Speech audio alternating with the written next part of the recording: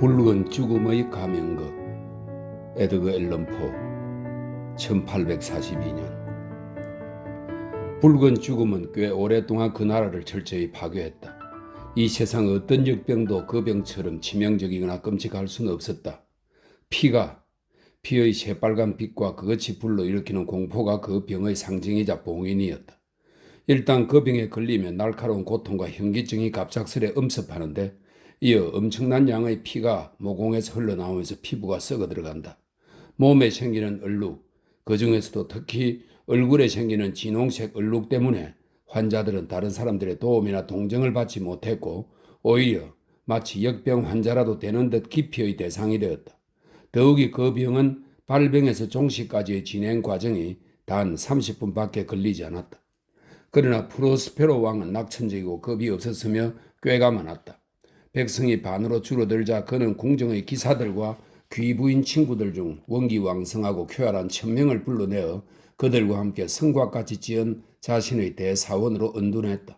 사원은 넓고도 웅장한 건물로서 왕 자신의 괴팍스러우면서도 위험 있는 취향을 반영한 것이었다. 튼튼한 담장이 사원 건물을 에워싼 채 우뚝 서 있었다. 그 담장의 군데군데에는 쇠문이 나 있었다. 왕과 조신들은 일단 성 안으로 들어간 뒤에 육중한 망치와 용접 도구를 사용해 문의 자물쇠를 녹여 봉해버렸다. 초대자들이 발작적인 절망이나 광포한 충동에 이끌려 밖으로 뛰쳐나가거나 누군가 성 안으로 뛰어들어올 가능성을 완벽히 차단할 목적에서였다. 사원에는 식량이 충분히 비축되어 있었다.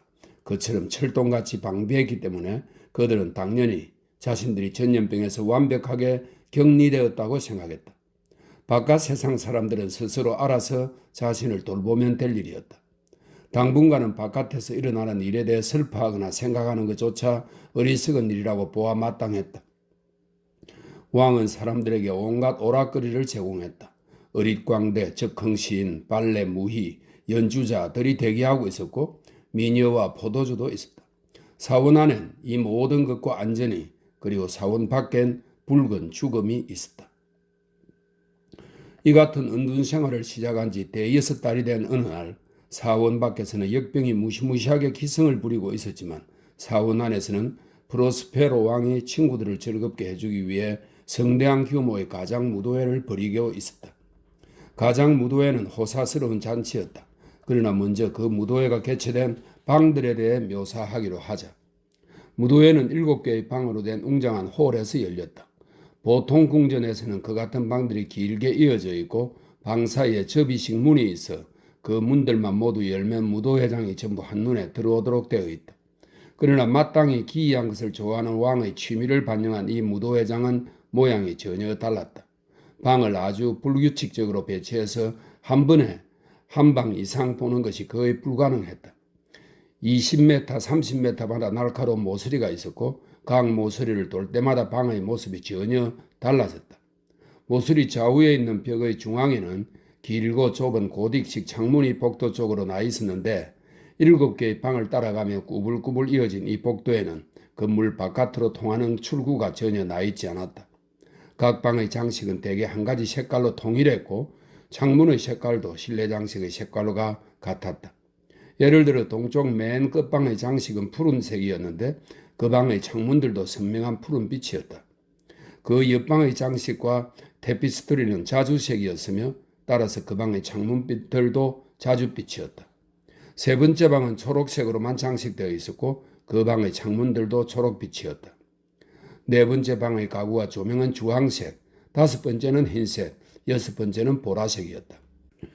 일곱 번째 방에는 검은색 테피스토리가 천장과 벽을 완전히 가리면서 내려 떨어져 같은 색의 천으로 만든 양탄자 위로 무거운 주름을 드리웠다.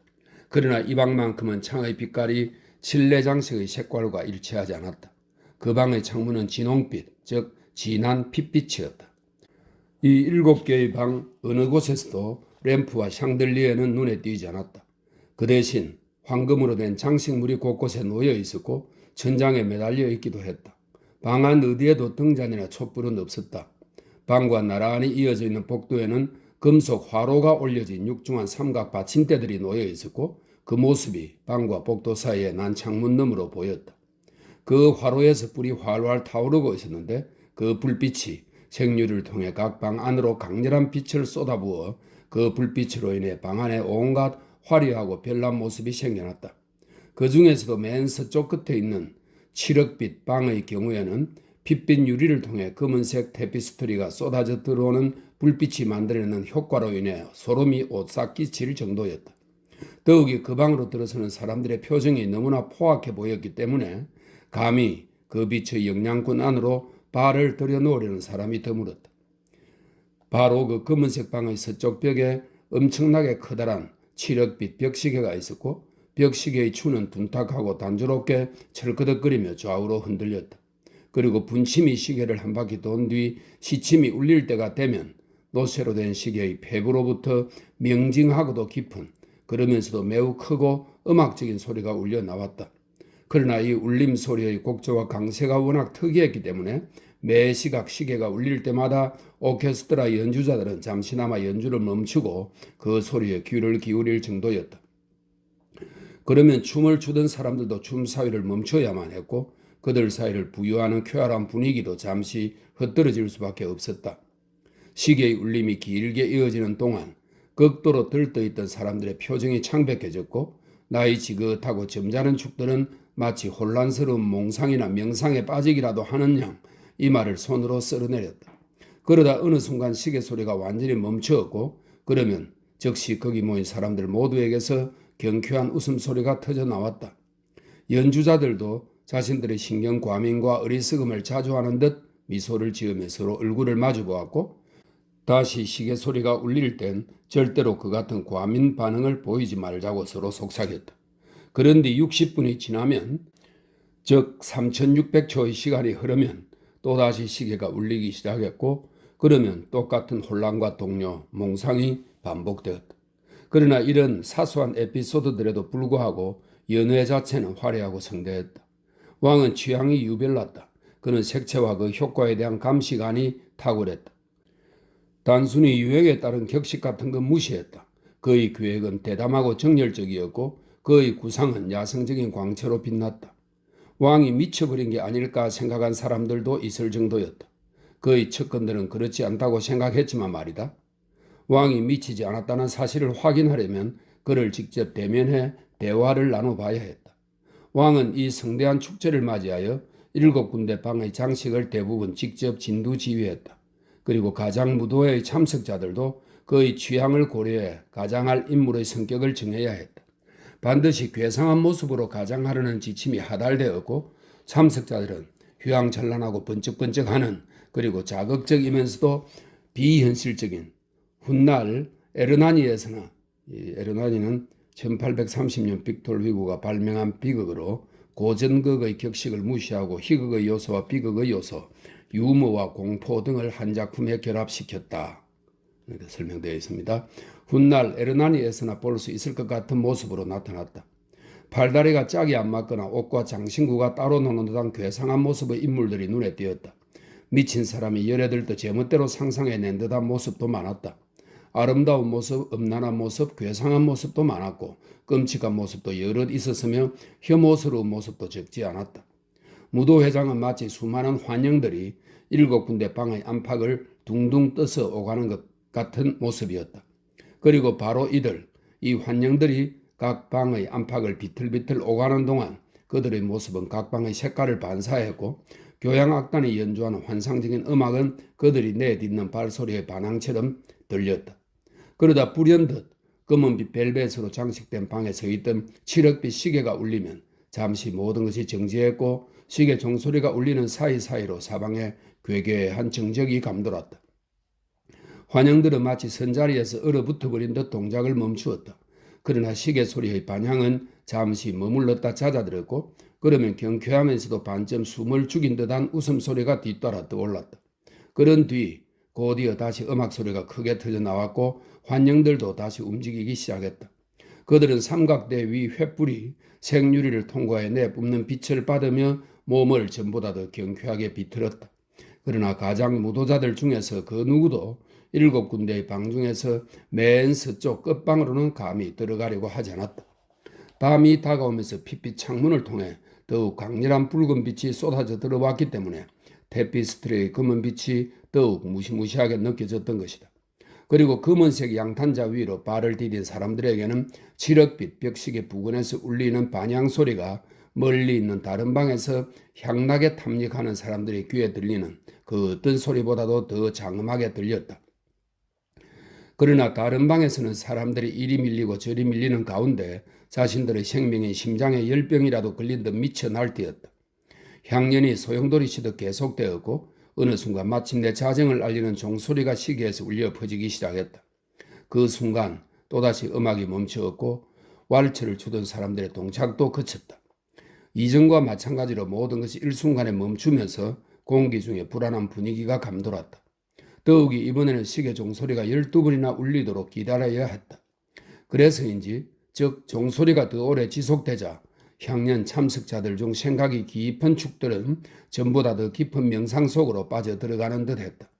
또한 모여있던 많은 사람들이 12번째의 종소리의 메아리가 침묵 속으로 완전히 가라앉기 전에 불현듯 그때까지 어느 누구도 주목하지 않았던 한 가장 무도자의 존재를 의식하게 된 것도 같은 이유 때문인 듯하다. 그리고 이 새로운 존재에 관한 소문이 귀에서 귀로 속삭여지며 번져나가 마침내 모인 사람들 모두가 비난과 놀라움, 나아가 공포와 경악과 혐오를 표하며 웅성대기 시작했다. 앞서 묘사한 것과 같은 환상적 형상들로 이루어진 향연에서 그 같은 반응을 이끌어낸 것으로 보아 그 인물의 가면이 예사로운 모양은 아니었으리라는 것을 짐작하기는 어렵지 않을 것이다. 실제로 그날 밤의 가장 무도회에서는 가면의 모양에 거의 아무런 제약도 없었다. 그러나 문제의 인물이 쓴 가면은 헤롯보다도 훨씬 더 헤롯적이었으니 왕이 허용한 무제한적인 격식의 범위조차도 넘어서는 경지라 할 만했다. 아무리 방종한 인간이라도 심장 안에는 심금을 울리는 감정이 존재하는 법이다.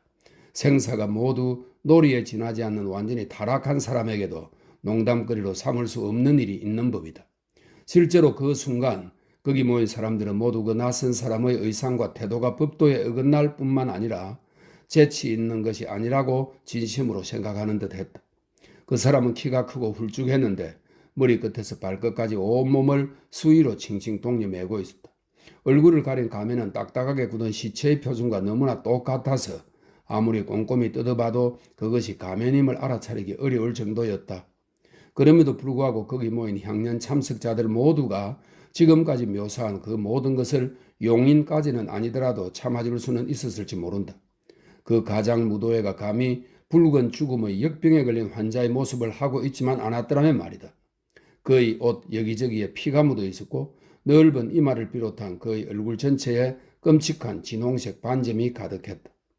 프로스페로 왕은 이렇게 끔찍한 형상을 한 인물, 그 인물은 마치 자신의 역할에 충실하려는 듯 왈츠를 추는 사람들 사이를 느릿느릿하면서도 엄숙한 몸집으로 오락가락했다. 이 끔찍한 형상을 한 인물을 처음 본 순간 경악과 혐오로 그 크게 몸부림친 듯했다. 그러나 다음 순간 왕의 얼굴은 분노로 불그락푸르락해졌다. 어떤 놈이 감히? 왕은 곁에 서 있던 조신들에게 쉬인 목소리로 물었다. 어떤 놈이 감히 이렇게 신을 욕보이고 우리를 조롱한단 말이냐. 저놈을 당장 붙잡아 가면을 벗기도록 해라. 어떤 놈인지 정체나 알자. 그리고 내일 아침 동이 트자마자 흉빅에 끌고 가 교수형에 처하도록 해라. 프로스페로 왕은 동쪽 끝방인 푸른 방에서 이렇게 명령했다. 건장하고 당당한 최고의 왕이 손짓으로 음악까지 중지시킨 터라 왕의 목소리는 7개의 방 전체에 쩌렁쩌렁 낭낭하게 울려 퍼졌다. 푸른 방에 있던 왕의 곁에는 창백한 표정을 한 여러 명의 조신들이 함께 서 있었다. 왕의 명령이 떨어진 후 어느새 그들 가까이 다가와 침착하면서도 당당한 걸음걸이로 왕을 향해 접근하는 침입자를 보고 조신들은 당장이라도 그를 덮칠 듯 나섰다. 그러나 그 침입자의 모습이 너무나 끔찍해서 모인 사람들 모두가 형언키 어려운 경외의 감정에 사로잡혔다. 결국 아무도 감히 그를 잡으려고 나서지 못했다. 그 결과 침입자는 아무런 방해도 받지 않은 채 성큼성큼 다가와 왕의 바로 코앞을 지나쳐갔다. 그리고 모든 사람들이 방의 중심으로부터 벽을 향해 일제히 움츠리며 물러서는 동안 그는 처음부터 예사롭지 않았던 그 엄숙하고 당당한 걸음걸이로 푸른색 방에서 자주색 방으로, 자주색 방에서 초록색 방으로, 초록색 방에서 주황색 방으로, 그리고 주황색 방에서 다시 흰색 방으로, 그리고 거기서 다시 보라색 방으로 아무런 제지도 받지 않은 채 걸어갔다. 그를 체포하기 위해 결연히 나설 이도 사실 없었다. 그가 보라색 방에 도착한 바로 그 순간 프로스페로 왕이 분노에 차서 그리고 자신이 순간적으로 겁을 먹었다는 사실에 수치심을 느끼며 6개의 방을 한다름에 건너뛰어 그를 향해 달려갔지만 다른 사람들은 모두 너무나 겁에 질려 아무도 왕의 뒤를 따르지 못했다. 당금을 꺼내 높이 치켜든 왕이 자기 앞의 인물과 1m 정도 떨어진 거리에서 바짝 추격해 갔을 때 검은 벨벳방의 벽에 도달한 그 침입자는 막다른 골목에 몰린 자 특유의 태도로 순간적으로 몸을 돌려 자신을 추격하던 왕을 정면으로 마주보았다. 이내 날카로운 고함 소리가 들리는 듯 하더니 이어 칠흑빛 양탄자 위로 단도가 번뜩이며 떨어졌고 곧 그 위로 프로스페로 왕이 쭉 늘어진 채 죽어 쓰러졌다. 그러자 연회 참석자들이 역시 막다른 골목에 다다른 자 특유의 광적인 용기를 발휘하여 검은색 방으로 한다름에 달려가 그 가장 무도자를 사로잡았다. 하지만 그들은 곧 이루 형언할 수 없는 경악에 사로잡혀 흠칫 숨을 멈출 수밖에 없었다. 칠흑빛 시계의 그림자 안에 미동도 없이 꼿꼿이 서있던 그의 커다란 몸을 거칠게 붙잡은 순간 그가 쓴 시체 같은 가면과 무덤에 바르는 회반죽 덩어리 같은 그의 몸 안에 아무런 실체도 들어있지 않다는 사실을 발견했기 때문이다. 그리고 이제 붉은 죽음의 역병이 그들 사이에도 존재한다는 사실이 분명해졌다. 그가 밤의 도둑처럼 그들을 찾아온 것이었다. 그리하여 향년에 참석한 사람들은 한 사람 두 사람씩 이방 저방을 피로 장식하며 쓰러졌고 각자 특유의 절망적인 자세로 죽어갔다. 칠흑빛 시계의 생명도 마지막 향령자의 생명과 함께 사라졌다. 삼각 받침대의 불꽃들도 결국 사그라들었으며 어둠과 멸망과 붉은 죽음이 모든 것 위로 군림했다.